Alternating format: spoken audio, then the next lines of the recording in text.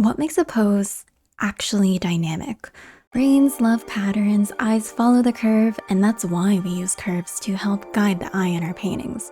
But to make something truly dynamic, to add change, energy, activity, are random curves really enough? Something is missing.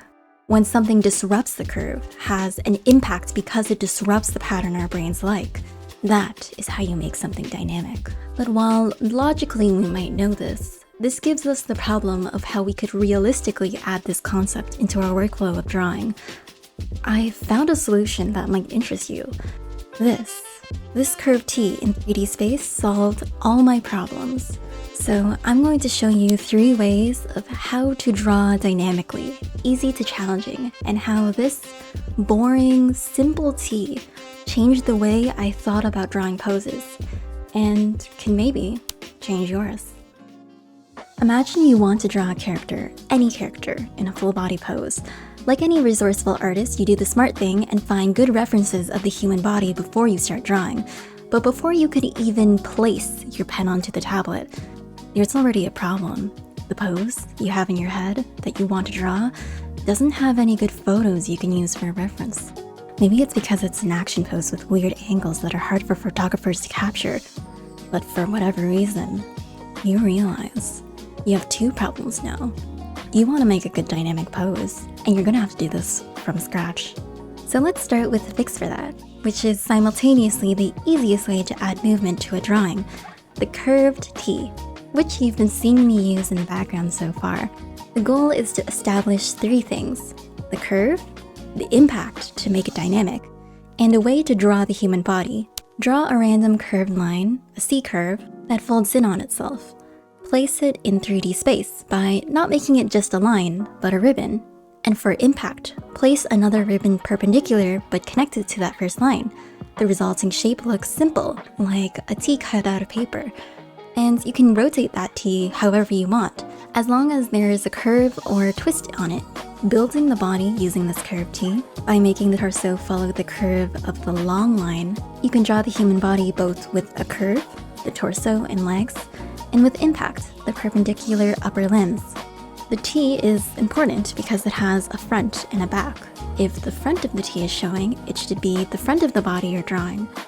If the back of the T is showing, the back of the body or limb should be angled to show. You don't need to follow it perfectly, as long as the overall flow of action matches the lines. You could say that it's a line of action, but it's not really a line. It's kind of an upgraded version of it, because if you're drawing it right, you can see the folds, the front, the back, and the actual curve in 3D space, which should help you with the 3D aspect of drawing. Starting with this curved T adds movement to the body, and if the character is taking an action, like attacking with a weapon, the weapon can follow the limb as an extension of the body. The typical advice to draw more dynamically is to do a bunch of gesture drawing from photos and to draw the line of action. But there was a basic problem with the way I drew gestures. I wasn't truly looking at the body and drawing it in a 3D way with volume and flow. So I found using this curved T instead made a huge difference. If you're worried about how much a certain body part can turn or rotate, just check the range of motion, or ROM. You can just search it up for a specific body part to see how far a limb can or can't move. You don't need to memorize it, but as long as you follow the flow of your guideline and bend body parts within the range of motion, a full body dynamic pose is not too hard. I recommend using the curved T for an easy full body pose. It gives you flow, impact, and a base to build the body from scratch. But what if I want a dynamic half-body pose instead? You might think it's easier because you don't have to worry about the legs, but less of the body means less joints and limbs to make an interesting curve and impact. So something needs to change. Instead of using the long part of the T for the spine, use it to represent a limb outstretched to an imaginary camera and make sure the position of the body is perpendicular to the limb for more impact. This is much more difficult because of foreshortening, when you need to distort the limb to make it larger as it gets closer to you. And that's a whole nother skill. But poses like this, where the limb is reaching towards the camera, have a certain vibe, like a still or snapshot of something in the middle of an action. So why do I consider this harder? Following the rule of making things bigger when closer is easy enough at first when only drawing the body, but adding clothes leads to yet another layer of difficulty.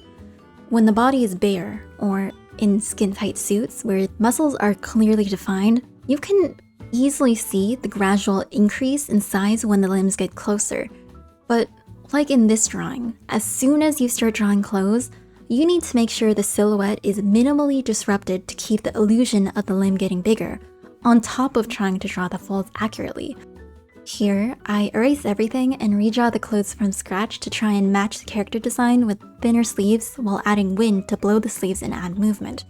But it ends up looking so much worse than before, so I have to retry again. I'm half sure the reason why superhero suits are all skin tight is because of this. Drawing heroes means drawing action. Foreshortening is definitely a way to draw it, and if base muscles in perspective is already a challenge, doing that with actual clothes every day, I can't even imagine doing that. Knowing this, if you do try foreshortening, I recommend trying to draw a character with clothing that hugs the body, since the form is much easier to visualize. Or armor. That's another good one. Once you start adding loose folds to this is when the difficulty starts biting. But let's say you hate yourself even more than that. Let's say you want even more of a challenge. Make it even more dynamic, but with another twist. What if the character I want to draw is a boring person, standing completely straight, no fancy limb placements? Using the curved T showed me the impact curves and the importance of visualizing space in my drawings. So to take it a step further, let's look beyond the T. If the pose itself is boring and stiff, use the curved space. If the space around the character is distorted, just as much as the character is, the character can still pose the most boring pose imaginable, but still be dynamic. If you want to do this, the keywords are 4 or 5 point curvilinear perspectives. This box, simple, 3-point perspective. This box, you can tell this is curvilinear perspective because curves, but also lines converge to the left, right, up, down, and diagonally to the bottom right. This requires a whole nother video to explain fully if you've never heard of this, but if you've ever used a fisheye lens before, you would see that it distorts the image or space in a certain way, because we're taking a wider field of view and squishing it so we can see more of the background. The way 4 or 5 point perspective distorts things is predictable, because math, but so predictable that people have made grids which you can use as a guide to draw backgrounds on. Just follow the grid when drawing. The closer to the center of the grid, the closer the background looks. So to do this, you already need to know foreshortening on top of learning a whole nother perspective or two.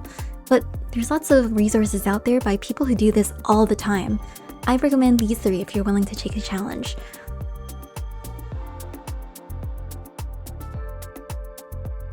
You can take this to the next level and draw truly crazy dynamic things. Paintings where it looks like the environment itself is moving and exploding in ways so unreal, it inspires you to start drawing. Which is why I consider this the most difficult of all 3 of these ways to make dynamic poses and drawings. Once your sketches are done, you can color it in.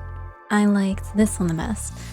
I think harsh lighting complements poses like this a lot, so you'll see me block in the flats and then use hard light layers to paint in the shadows and lights, like how I explained in my previous videos about light and color.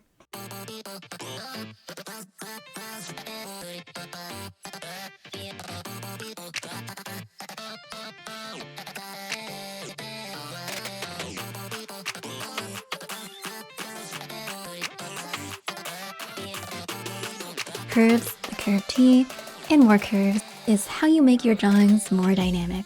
If you'd like to see me finish rendering these sketches from this video, stay tuned for the next videos from me. Keep drawing. See ya!